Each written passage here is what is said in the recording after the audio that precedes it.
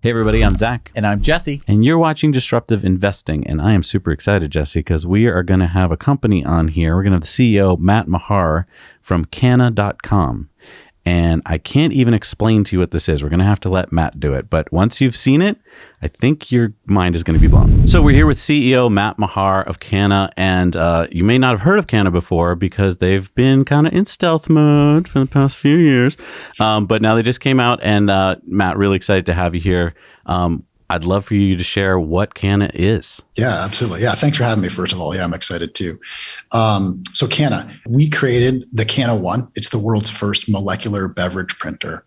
And the reason we created the molecular beverage printer is because we saw a huge problem with the way that the current beverage industry was creating and distributing beverages, right? There's a global trash crisis, and the beverage industry is contributing to that, is one of the main contributors to that from a plastic container perspective. 5,000 containers a year in a home get used to consume all the beverages in the average American household. Yeah, it's kind of crazy. It's like a tidal wave of garbage, right? Of waste. We use a lot of water and we emit a lot of CO2. And so Cana started with this idea of how can we reduce all of that waste and cut emissions, and could we deliver beverages in a new way? And what's kind of wild is the waste is terrible, right? There's a lot of waste, but what we figured out was the insight that led to Cana kind of getting kicked off was about 3 years ago. We figured out that there's about 1% of the volume in any beverage is the actual amount of ingredients that give a beverage its unique taste and its unique aroma and its unique mouthfeel. Only about 1%. So you have all these containers getting shipped around the world. You have all this CO2 getting emitted. You have all this water getting used to create beverages. And really, you only need 1% of what's in that beverage container to make it that beverage. Right. So that was the impetus for Cana, was thinking, okay, if we're wasting all this natural resources and you only need 1% and the rest of that container is just water, so 99% of it's water, could we just use the water in your home to give you any beverage anytime with zero waste? So, I mean, when you think about beverages, you're usually thinking that everything in that container is orange juice or everything in there is Coca-Cola. But what you're saying is it's mostly water, whether it's orange juice, right, Coca-Cola, carrot juice, coffee, even wine, right?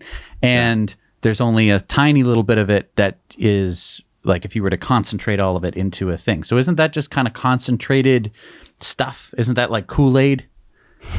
It's a little more complex, but let's use wine as an example. So if with our techniques, we use what we call GCMS and LCMS, so liquid chromatography mass spec, gas chromatography mass spec, and that allows us to understand the amount of any molecule or chemical that's in a beverage, and they get used for all kinds of different things, right? We've just applied it. We're the first to apply it to beverages. Others have applied it to meat and milk and have figured out what the right ingredients are there. So we've applied it, and we figured out that when we run, say, a bottle of wine through the LCMS or the GCMS, and we look at it, there's about 400 different chemicals. And that's from like the fermentation process. That's from the interaction with whatever it's stored in. So if it's like an oak barrel or something, what we figured out is that you don't need those 400 to recreate the taste of that wine. Right, you need a subset. And so you actually need a small subset of the 400. You need something like around 35 or 40 of those chemical compounds to actually recreate the exact same taste, aroma, and mouthfeel of that wine. So it's actually a reduction of the number of chemicals that go into creating a beverage. So it's not like a master mix and you just like stir it together like Kool-Aid. It's actually a little more complex than that. We still use the fundamental building blocks, those fundamental ingredients from, say, certain acids to certain sugars to then be combined to create create a drink. They're not like, it's not like a master mix of orange powder to make something. Wait a minute. So this is Star Trek and this is the Replicator. You've made the Replicator.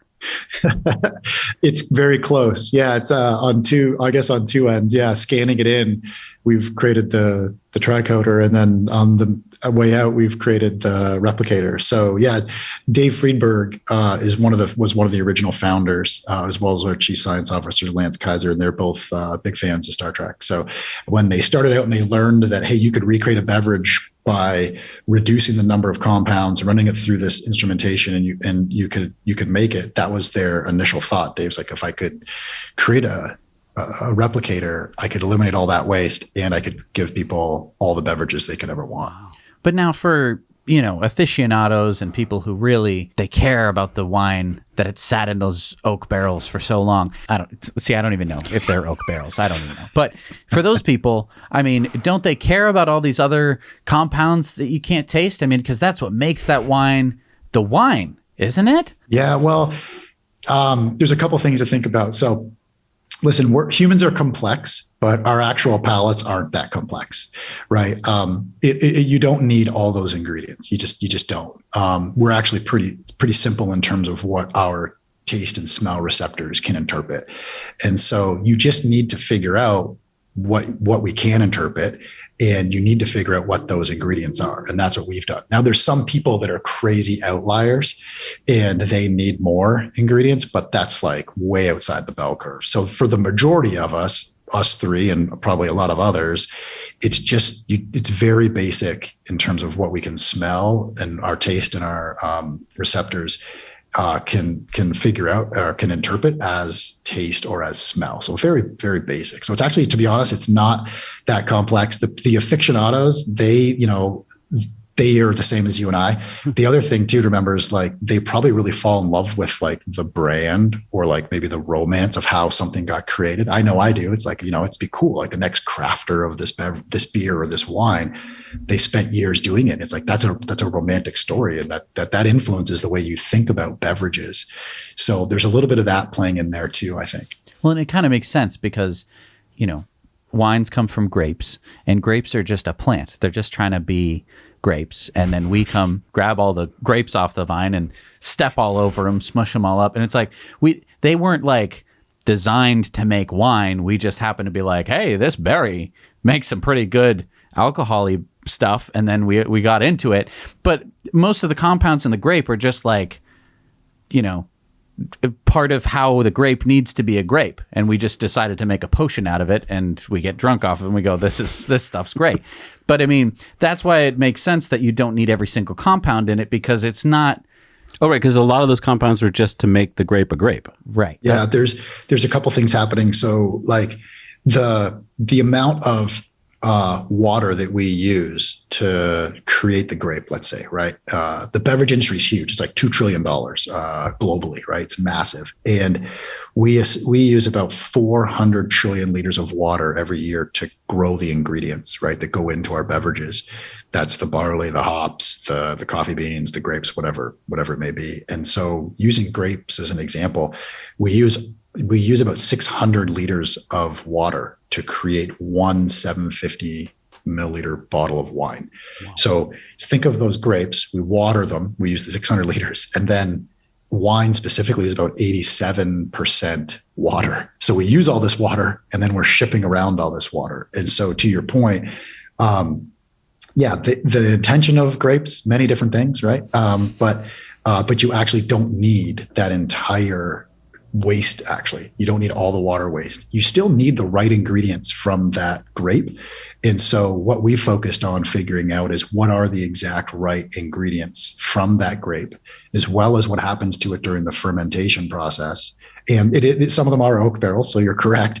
Some of them are oak barrels. And then we're also able to figure out what does get extracted from the oak barrel. There's all kinds of flavonoids that come out from an oak barrel and influence the taste and aroma. And we've been able to figure out what the minimum amount of those are. That's the kind of the magic of it, is just the minimum amount, so that you and I can taste two different beverages, one done from Cana 1 and one done maybe more traditionally, and no one can really tell the difference because we're only ever interpreting maybe 35 or 40 ingredients at a time. So we're showing you right now the Cana 1, which you can actually go to Cana's website and reserve. It's going to be coming out when? So mid 2023, early 2023 to mid 2023 right now. So if you go to our Cana.com, the first 10,000 reservations at $99 will get the device when it ships for $499. And then anything after the 10,000, it goes to its regular price, which is $799. And it's a really interesting model. Something different and a little unique is all the cartridges. So there's the magic ingredient cartridge that we're talking about, how we've unlocked that. There's a spirits cartridge. There's also a high volume sugar cartridge. We use a lot of sugar in our drinks. And then there's a CO2 canister that comes with it, carbonated drinks. Just there's some magic to the carbonation, right? That makes a drink taste different. So all those are free. When they start to deplete and run down, we just send you new ones, and then we just reconcile the cost associated with those cartridges based on the number of drinks that you've dispensed. And then we have a range of prices for those beverages. So everything's free. Just all the cartridges shipped to you, and we just reconcile when it's time. Well, I thought you were going to do like the traditional HP inkjet model where, you lost money on the machine, but you made it back on the ink. So like, how are you guys making any money here? Well, it's not too dissimilar, but to be honest, but what's in that ingredient cartridge is highly concentrated amounts of these unique molecules and unique ingredients, and they're highly concentrated. And the other thing to keep in mind too is maybe unlike an ink printer is we're talking about like a picoliter amount of liquid. So that's like 1/1,000,000th of a liter. So the amount of liquid you need is like a half a teardrop to change coffee from a coffee to a tea.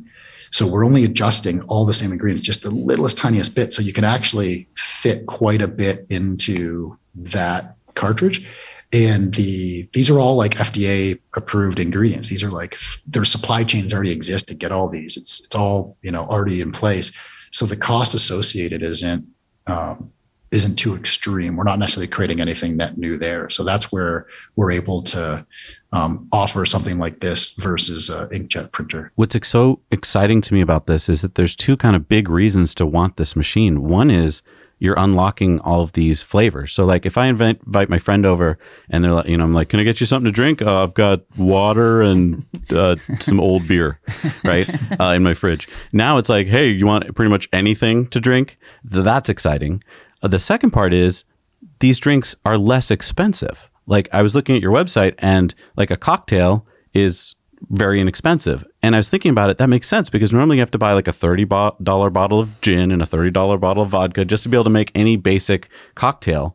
But now I guess with your machine, you can make pretty much any cocktail. Yeah, absolutely. So we can do anything, any type of beverage from AM in the morning with like a cold brew coffee all the way to a nightcap cocktail and anything in between. And so literally thousands of different drinks and infinite variations of those drinks based on how we're manipulating the ingredients. And so everything you could ever need from morning to night, hydration drinks, sports and energy drinks. I mentioned cold brew coffee, but you can also do any type of soda in there. And what's wild about having all the ingredients too is you can literally customize those. So you mentioned your friend comes over.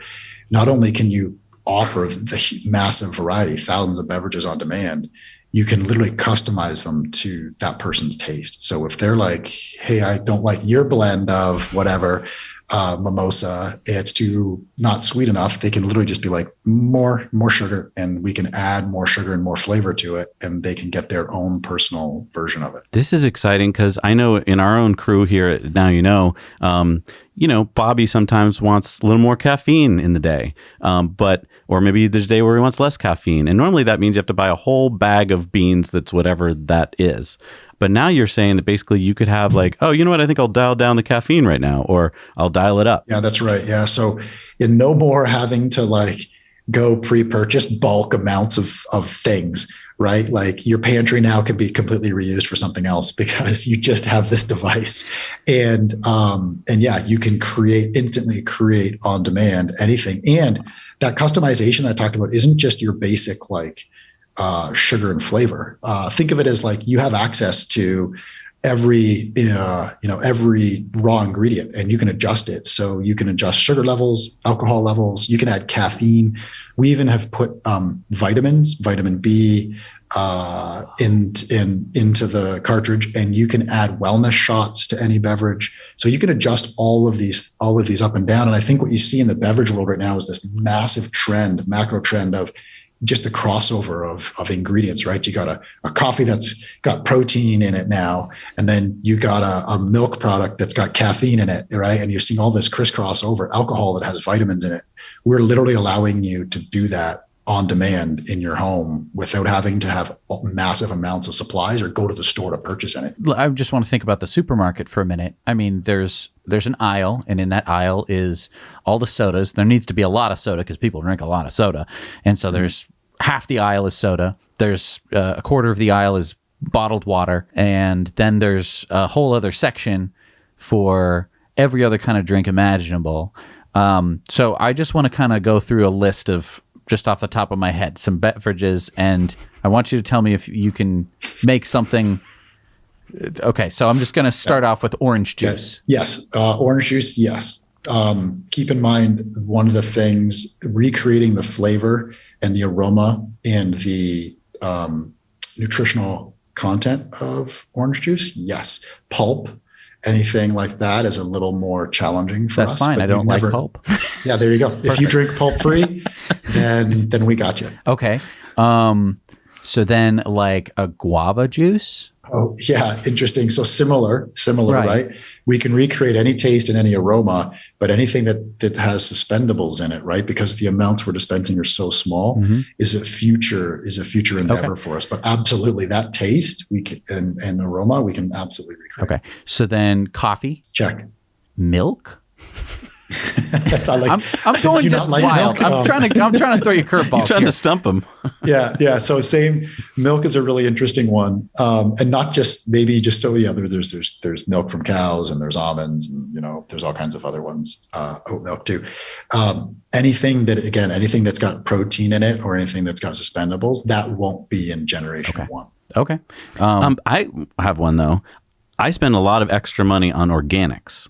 Whatever it is, organic orange juice or whatever. But it seems to me that the reason I'm doing that is because at the farm level, I want to make sure they're not putting nasty stuff on my oranges or whatever it is. But here, it sounds like, isn't this kind of, I mean, I don't know if it's labeled organic, but basically it is because there's no pesticides or herbicides. Yeah, we're using all natural ingredients. And so these are, FDA approved, already in the beverages and the food that the three of us would eat or drink. And so that's what we plan on using in our product. So yeah, wow. You don't have to worry about spending too much extra because we have all natural ingredients. Now, I heard when I was watching David Freeberg talk about this, that you guys have some flavors that you've kind of zany flavors, it sounds like, that you've come up with in the lab that I've never heard of before, like a hazelnut hard seltzer. And if I go to the store, I'll never find that. Why won't I find that in a store? One is just, I think big beverage has a tough time keeping up with, I think, consumer preference. I think it's really hard. I think a lot of companies do, right? They just move so quickly, and things that we eat or drink move even quicker, right? Especially when you discover something new. Like literally, you could introduce me to a different flavor of coffee, and like overnight, I could say, "Oh, that's my new favorite." Right. But that's very hard. That happens person to person. It's very hard for a company to do that. And so the approach that we've taken and that we've seen is that people are starting to connect one-to-one with brands, and they're starting to connect one-to-one with people, actually similar to yourselves, right?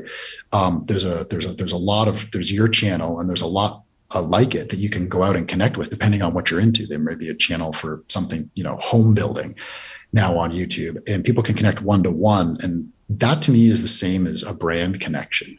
You're following that story, you're following that information. And so what we're able to do is that for beverages. And so we can literally create a different type of a beverage for any brand overnight, and we can come up with any idea. So grapefruit basil martinis, like that's an interesting one. We have a mimosa spritzer, right? We created a blueberry citrus hydration drink that we thought would be really fun to actually change the color to look more like cherry. And so we can literally create all kinds of new, you called it zany, but all kinds of different types of beverages. And what makes the beverage actually taste good, it tastes good as a baseline. We test everything and we have a really high bar, but also, like I was saying before, a little bit of that branding, a little bit of that introduction of what you're going to taste goes a really long way. So like I was saying, you introduced me to a new, mocha flavored coffee, and I'm like, this is great. We can do the exact same thing on a one-to-one basis now with these new types of drinks. Literally, we can do it in about 2 months. And I mean, the barrier to entry for me to drink a beverage is I have to go to the store. The packaging has to interest me, and the packaging also, the flavor also has to interest me, but I don't know what the flavor is until I get home and I try it. Right. Now I'm sitting here, I'm looking at a machine. I'm not right now. Soon I'm going to have one, and I'm going to be like, I want an apple martini, and now I can try it. And then if I don't like it, I didn't spend $10 at the bar on that thing. I can go, oh, that was too much apple. And I could go, but I did like this other thing, so maybe I'll try something else. Part of the reason that I don't drink is that I hate everything that I've tried. And then I don't want to go out to the bar because that just involves drinking and people. And so now I'm like, all right, well, I won't do that. But if I could sit down and be like, what is my favorite drink? And I'll be like, oh, it's a Moscow Mule. Oh, great. Well, that's my drink now. But I wouldn't have tried it if I had to go to the bar or go to a restaurant and order it specifically and overpay for it, or have to go to the liquor store and go buy a giant handle of liquor for something that I might not like. Well, and this also leads me to the question, so could we become our own beverage brand? Yeah, absolutely. Could be, exactly. And we can, exactly. High five. We can, like I said, so we have a very different model. So you said a lot there, right? And just unpacking it a bit. So there's a lot of effort in discovering new drinks, right? And like I said, a lot of it comes from just the new way of kind of branding in the world. It comes from people following people. Right? Any app that gets used, it's all about messaging, right? It's all people to people apps. And the same thing is true for beverages, And so we're just unlocking that. We're providing that. So what we're able to do, say if we created a beverage in partnership with you, we can come up with the branding. You already have some, obviously, but you could create something completely new. You could say, I've always thought about a Moscow Mule, but I want to, add less ginger, more ginger, whatever. Make it. It's non-alcoholic pineapple. And it's an electrolyte drink. Exactly. Yeah. No alcohol in it. Absolutely, you can do that. Could be a lot of times we call those skinny versions. It could have less sugar, right? And then we can create that for you.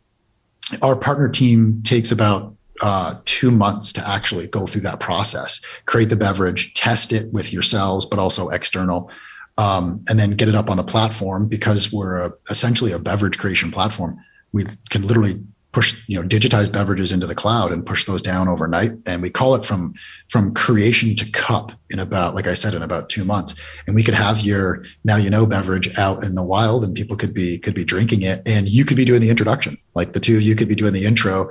If you've seen the device, there's a little touch screen on it, and you could introduce the drink. Why do you like it? What's it for? When do you have it? That's such a different way to interact with a drink. And I think it's actually much more personalized, because I know you two and I'm into the same stuff you're into. I just got a more personalized suggestion from you, right? And so it's a totally different way to personalize and discover beverages, I think. And I mean, normally if this were in the old days, we'd have to produce a bazillion bottles of it before, to introduce it to people. And if no one liked it, it would just get shipped to the discount store, and we'd be moving trucks of it all over. And here, if no one likes it, I mean, yeah, your team had to work on the flavor, but other than that, there's really no waste. That's correct. Yeah. So a couple of really awesome things too is someone could sample it and just, they don't have to order the whole drink. They can sample it, understand if they want it. So that's what's even crazier is you can discover all new beverages, but instantly sample. I can see the light bulbs. I didn't. I was thinking I have to get a whole thing because I'm so like. Do you know how much you're having to fight through my brain? Because I'm thinking I'll have to order the whole drink, and if I was like, oh, a Long Island iced tea, it's gonna taste like iced tea, right? Like how everyone makes that mistake when they turn 21, and then you get it, and you're like, oh, that's it's you know. So you're saying I could get a little sample of it and be like, nope, yep, nope. Yep. And then I can essentially build out my flavor profile, something that like people who spend a lot of time and money trying to accumulate, like I know what things taste like, I could do that in an afternoon. Absolutely. Yeah. Yeah. That's what's wild. So let's say you can fly the way we think was you can fly over to Napa Valley. You could sample a couple of wines and say, thumbs up, thumbs down. And then the next time you come on, and you are looking at having, say, a white wine, we'd suggest based on your previous feedback or even the stuff you did like. And again, it doesn't need to be the full glass, right? It can just be a sample amount. And you can do that across all kinds of different drinks, right? And then back to your point too, is the amount of waste associated is so tiny, right? This is literally it would be a recipe code that we would push down. We don't actually need to create a new cartridge. All the ingredients are there because we can create infinite different variations. So there's no packaging, there's no shipping, there's no additional water to process and create all the ingredients. You don't have to emit CO2 driving everything around and cooling it in the store. And there's no waste after the fact either from the consumption because it's all just there in the cartridge. Talk about disruptive. Okay, so I'm not sure how big this market is, but I thought that the non-alcoholic beverage market, just non-alcoholic, I think is $1 trillion market. Is that right? Yeah, roughly. Yeah, think of it as, I think globally, globally it's about 2.3 trillion for the beverage industry, and it's roughly half and half. It's roughly half and half between alcohol and non. And on the alcohol side, the big drivers are your wines and beers, and then sort of everything else. And then on the non-alcohol side, the big drivers are your coffees and your teas from a volume perspective, and then soda, and then kind of everything else. Because when I heard about this a month or two ago, Cana 1 wasn't out yet, and I thought it would cost like tens of thousands of dollars for Gen 1. And I was like, I'm still in because this sounds amazing. But now I'm thinking this is an appliance that'll be in every house. I mean, it just seems it's clicked in my brain. And not the Cana 1, we're thinking maybe Cana 2 yeah, maybe down the road, right. Yeah. But if that's true, if play this out like 10 or 20 years, whatever, and they're in every house, that means we've shifted. And let's say that it's true that like I'm saving money now, so it just makes sense for everyone to have one of these. You're totally disrupting the beverage market. Like there's not going to be as many trucks driving around with carrying water. Yeah, I mean, hopefully not. In terms of the impact on the environment, for sure, that'd be fantastic. I think our goal is to provide drinks that are 25 to 30% cheaper on a per drink basis than what it would cost you to go to a grocery store, and even higher, like way higher if you're going to a bar or restaurant. Right. And so our low end is around 29 cents for, say, a sparkling water, and about $1.99 for a premium cocktail or a craft cocktail. And if you go to, even a ready to drink cocktail in a can is $3, about $1 more. And if you go to a bar or restaurant, it's, we're talking $8, $9, $10. Maybe more based on maybe the bars and restaurants you guys are going to, but it's significantly less on that side. So huge savings on the waste side and significantly less for people. And if you look to the future, to your point about like what's out there, my hope is in, say, a decade from now, we've moved from like, we're taking the first best step to kind of figure everything out, the technology, the engineering, how to partner, and beverages is the first place. Then our technology can be extended to any liquid, right? We're talking any liquid. So we're talking home essentials, we're talking soaps, perfumes, shampoos, all that kind of stuff could be something we could do. And then even further, down the line on beverages, there's anything that can be made water soluble, we could potentially put into our technology. But I do see it turning into food and beverage in about a decade. There's no doubt in my mind that the printing technology is already on a path to do that. You see it not in only what we're doing, but I think you also start to see it in the 3D printing world where they're starting to print food, and just food automation in general is just, huge investments and huge progress there. So I'd say in about a decade, we're probably doing both. Now, you guys have spent a lot of time, like I mentioned, years with different teams working on figuring out what each drink is, and then figuring out how to make it, then figuring out how to make the machine. Are you getting, now that you have a machine that's going to be coming out, are people believing you? Because I think the biggest part here is like, can this really work? I mean, this is a replicator. Like, what are you talking about? There's some phases people go through. I think the first one is, whoa, that's cool. And then the second one is like, hold on, what?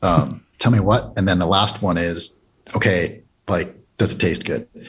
And so, we essentially have, I feel like we've got a nice thread across all those. So, it's, right now we're in kind of that early phase, just kind of educating everybody about what it is we're doing. Hey, listen, it's, it's safe ingredients. We've used, breakthrough cutting edge technology over the last 3 years to actually figure out this universal set of ingredients, beverage ingredients. And we've created amazing engineering to make it happen. And I think once people actually experience it and taste the drinks from the device, like we've had a few guests here, then it clicks instantly, and they're saying, okay, this is something I'm going to have in my house without a doubt. This is something that I'm going to have, and they can see the path forward really clearly. So there's a bit of like anything new, right? That's really disruptive. There's a bit of a what's happening, but as soon as someone sees it, or as soon as and tastes the beverages, they're converted. They instantly understand everything that's happening. This whole process to me sounds like science fiction impossible. So it all sounds hard. But what were like one or two really hard parts of this process for you guys? So going back to the very beginning, starting with wine was really clever because it's the hardest. It's the most complex beverage. It's the hardest beverage challenge because it has so many ingredients, and the bar is very high. Like even in the US, the average price for a bottle of wine is between $8 and $10, right? It's not like, way up there, but, and that's the majority of people, but the bar for someone drinking wine from a Cana 1 and a bottle is just going to be different. There's just a reality there. There's some skepticism to overcome. And so starting there was smart, but also the biggest challenge. And so because there's such a high bar, so I think starting with complex beverages has been really a huge challenge.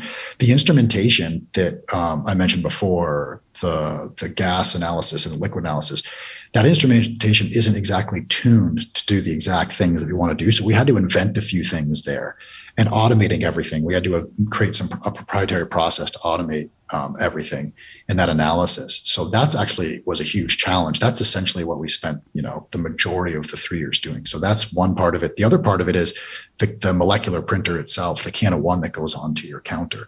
The biggest challenges you have there, it's like a lot of products, right? It's like, how is it performant? Like, so really fast. How is it reliable? Right.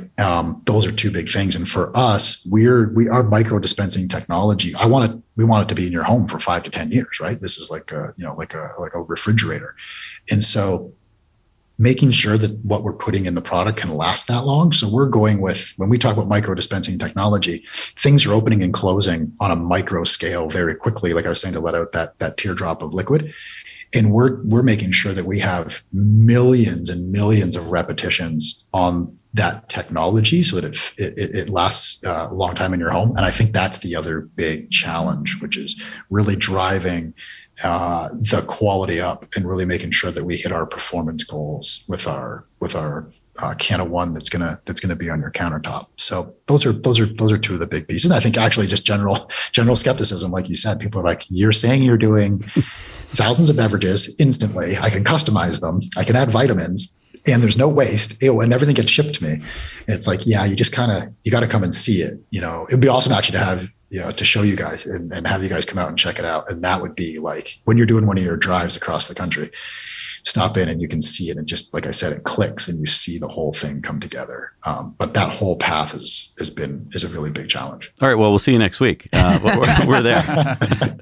Absolutely. We would love to have you. And you guys can not only drive out here, and then you can drive the device is how I like to explain it, because you can order and you can see what's on there and customize everything. Now, this isn't your job as a disruptive company to explain what's going to happen to everyone else, but I am curious, to the Coca-Colas and the Pepsis of the world, it seems like this is completely disruptive.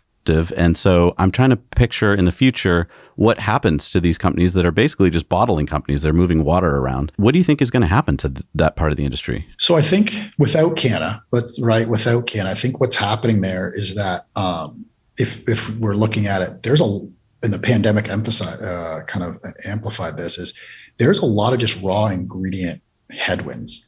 It's costing more for water. It's costing more for containers. And you don't just see this with, non-alcoholic, you see with beer companies. Like, it's been tough and it kind of sucks really for them. Prices are going up on everything. And so that's just going to keep going up, and that's going to affect their core business. And so something like Cana comes along, we're not trying to create the next big soda brand. That's not our aim in this, right? Our aim is reduce the environmental impact of the current centralized system by decentralizing. And so we should be looked at as an enabler for those existing beverage brands to provide the same amazing experience in terms of taste, wrap that in a new magical UX that they've never seen before, where like videos can be accompanied with your beverage. They can, whatever celebrity partner they have can come to life on our device and just really amplify their brand in a completely new way. So move them from, the industrial revolution into the current time. So I see a really strong partnership evolving over time with these bigger established beverage brands. So Coke doesn't need to worry necessarily, because you can make a Coke out of the Cana One. Yeah, absolutely. We would, our goal isn't to, create the new Cana Cola, right? That would be that'd be kind of crazy. And so, let's partner with them. And again, they also have one of the biggest footprints in terms of water usage, bottling. Like, let's help them achieve their sustainability targets as well. I think we're a good option and partnership for them. And so just like a little alarm bell went off in my head. I'm thinking like, okay, I'm watching the Super Bowl, the Coke ad comes on, and could I my TV isn't that smart, but if I could, scan a QR code, have my phone connect to the Cana One, and then I could try the new flavor of Coke. Oh yeah. With little Naz on the, the Mr. Beast version of the Coke flavor. Is that a reality? Is that I'm reaching into the television and grabbing the Wonka bar? Yeah, absolutely. 100%. I love your analogy. We're looking for a head of brand. If you want a head of marketing, if you want to join us. That's Wonka Vision. You're saying this is Wonka Vision, but with liquids. Absolutely. That is if you saw our office, you would see the nods to Willy Wonka. Yeah, 100%. So 100, absolutely. The way we think about it is a partner, and like taking it even further is these are digitized recipes. So they probably live up on the blockchain, right? This is not your typical thing, and they can be shared very differently, and people can even buy into them. And so, yeah, you could instantly taste it from, whatever you're consuming. If it's the Super Bowl, right. If it's just a regular, commercial, absolutely. You can because normally I see an ad, and what the ad has to get me to do is get in my car, go somewhere, or go on my phone and have it delivered. But for a drink, I'm never going to do that. So I'd have to get in my car, drive somewhere, remember the name of the thing, especially if it's That's different. Your big problem. And, and then find it in the store and not ask someone because I don't want to. Yeah. And that brand could say, we believe in our flavor. The first drink is on us. Yeah. Right? Oh, yeah, absolutely. Yeah. There's a lot of flexibility in terms of how they want to tier their pricing. 100%. I think the way to think about it is there's limited shelf space in the world, right? And there's also limited shelf space in our brain to remember things, right? And so there's a lot happening. And so Cana shifts that. We provide infinite shelf space for a beverage partner or beverage brand. And we can also remind people regularly. So even if you heard about the commercial at the Super Bowl, you didn't actually see it, that we have a mobile app. You can go in the mobile app and be like, here's a recap from the last week in beverages from Cana. And you could go in and be like, oh, cool. That's right. The Coca-Cola company released a new banana flavor. Here are the trending beverages right. this week. Absolutely. New? Yeah. Yeah, so we provide, like I said, we provide infinite shelf space, and we provide this ability to remind people of what's happening. And again, just a different way to discover beverages. It's more in the moment, and it's more alive, and it's more current than going into the grocery store where it takes, it's seasons and months to turn over the shelf space there. Now, am I right that Cana came out of the production board, which is, very innovative space that David Freeberg kind of created, where he's able to get amazing minds and some backing and be able to come out with brands like yours. Like, because I'm just thinking, if Jesse and I had come up with this idea years ago, like, it takes a lot of money, I'm sure, to have gotten as far as you've gotten. And two guys working in a garage can probably only get so far. And then if we were to ask for big money from venture capital, it'd be like, yeah, I don't know, guys. But like, you guys could get much farther, I think, than most small startups could get. Can you just kind of walk us through like how the early days of the company were like? So the production board is essentially it's our main investor, but it's also a holding company, and it has a number of businesses or companies in its portfolio, Cana being one of them. And it was founded by Dave Freeberg. And what Dave does, and what I think his superpower is he looks at just like the gnarliest problems that we have as a society and says, we have everything we need to solve those problems here on Earth. We just need to reimagine the ways that we're solving them now. And I think his big thing is human consumption is never going to change. It's always going to go up. We're always going to want more. It's just human nature. But our modes of production are super inefficient, beverages being one of them. It's scaled up centuries-old technology that's terrible for the environment. And, if we stay on that path, we're all going to be in trouble. And so his thinking is, let's reimagine those. So what he spends his time doing is staying kind of on the bleeding edge of new science and technology that would allow us, if you could commercialize and apply it, rethink big methods and big modes of production. And so about 3.5 years ago, he was having dinner with a flavor scientist, and the flavor scientist, they were talking about something else, I forget exactly what, brought up this idea of like, oh, did you know, like, I was reading this paper about this person recreating wine.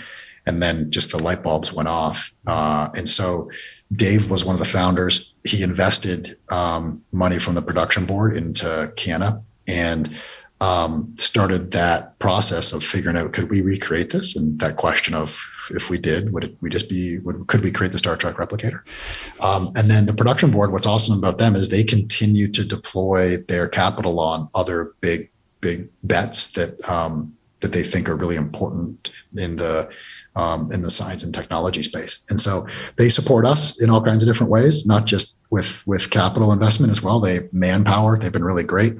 And then Dave and team, they lean in and help whenever we need it to continue. But I think what's interesting is like, there's a lot of interest in the space that we're in, not just Cana, but I think what the production board represents in terms of kind of rethinking the way that we create things. I think we're just at that moment in time where technology that we've been using in other places, to say like order a car or, to order everything we need instantly online on Amazon, has started to shift and be applied to food, being applied to clothing, being applied to different ways that we operate. And that's where the production board lives, is on that bleeding edge. Speaking of next steps for your company, are you looking for team members? I saw on your website that you've got careers page there. Are there any particular skill sets that you're looking for? Yeah, we have openings across pretty much every function right now.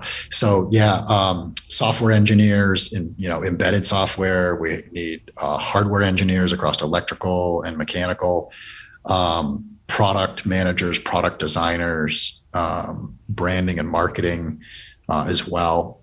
So essentially every single role. And our goal is to, we got investment last year from the production board, is to double our team's size, to take this prototype that we've been showing everybody right now and get it to a place to be manufactured. So our team's growing really quickly. Actually, there's 3 people just showed up this morning, new team members. And so, like I said, pretty much every role. And if you check out our website, I think there's probably 30 open spots right now. We got something for everybody. So Yeah. Matt, this is super exciting. Thank you so much for being with us today. I am just stoked to maybe come visit and stoked to get the machine. This is super duper exciting because, again, I said, I thought this was still years off and going to cost so much more than it does. So to see that it's going to be a reality soon is mind blowing. Awesome. Yeah. Thanks. Thanks, you too. I really appreciate it. And we're welcome anytime. Welcome to have you. Well, okay. I got to say, before we started this conversation, I had not once ever in my life thought about being a beverage brand. Yeah. But now that we've talked to Matt, I'm like, what? We could be a beverage brand? Wow. Yeah. I didn't know that Matt was a fan of ours. That was cool. That's cool. I know. I want to go visit and actually taste it because I think probably one of the things you're wondering right now, if you're watching this like I am, is like, come on. I mean, I know that like you can mix stuff in and it tastes like Tang, but like, is it going to taste real? Right. And I want to test it. I completely want to. But yeah, we are getting one of the first machines. I guess you heard it from Matt, maybe mid next year. So we'll definitely be bringing you that. And if you are interested, head over to Cana.com. There, you can sign up to reserve a machine for $99. I was actually, like I said, completely surprised. Like, aren't you? Like, I was really expecting the multi-$1,000 unit. But how smart? Okay, because now you're buying. It's kind of like a Xerox machine where you're paying per page. And like a Xerox machine, I think that for companies, this makes sense. Yeah. Instead of the water cooler, you now have any drink available. Or how about a restaurant? Right. I mean, there's just so many applications, from personal to commercial. Many applications. And this is just Gen 1. I mean, you heard they're going to try and solve things like, I'm sure, like mouthfeel and other things like that. Like, and that might even forget that. I mean, like, yeah, it would be nice to be able to have like eggnog whenever I wanted. But that's not the most important thing. Just from the perspective of I'm not hydrated most of the time. And most of the reason is because I don't love to drink just water. But I also know that basically anything that isn't just water is just sugar. Right. And so to be able to dial down to just like, oh, I want this taste, but I don't want the sugar in it. That's going to change the way that I live my life. Like, I'm constantly dehydrated. Well, and how about this? I mean, I'm thirsty because we've been talking about drinking so much. How about this? The fact that you can track what you're drinking. So like, for instance, you could be like, tonight I want to only have this much alcohol, or I want to have this much for my diet. Like, you could track you know? I can already see how, I mean, because let's say I wanted to, in some of the TV shows, they like time when they drink. So that way they're like just buzzed. You could do that now. Right. You could do it where you could be drinking and just like, I want another drink. And it would be like, okay, I'm going to give you this much less alcohol or this much more alcohol in order to keep you on that plateau. Like, when he talked about the samples, I hadn't even thought about that. I hadn't thought about samples. Why didn't I think about samples? It's so brilliant. That's so crazy. Because, you're so used to like, even in the best case, I'm going to rip open one packet of Swiss Miss, or, like, I'm never thinking like I could just have a little bit and taste it and see if I liked it. Now, you might be like, okay, guys, sounds great. I'm with you. I want to invest, but you didn't talk about that. Yeah, they're a private company right now. There's no signs that we know of that they're going to be going for any public round anytime soon. But if you put this on your radar, you still are going to know about this before most of the world. And so if they hit a point where they go public, either a SPAC or an IPO or something like that, you're going to have been following them for years and you're going to know a lot more about it. So this is the kind of investment I want you guys to put on a list somewhere and keep your eye on, because who knows when there'll be an opportunity to get in. Thank you so much for watching Disruptive Investing. We hope that we're bringing you good content. Hit that subscribe button, because you heard from Matt himself. The more people we have watching, the more chances we have to interview people like this and bring these C-level executives right to you. And hit the like button too if you enjoyed this at all. I mean, this could be changing the world of how we drink. Yeah.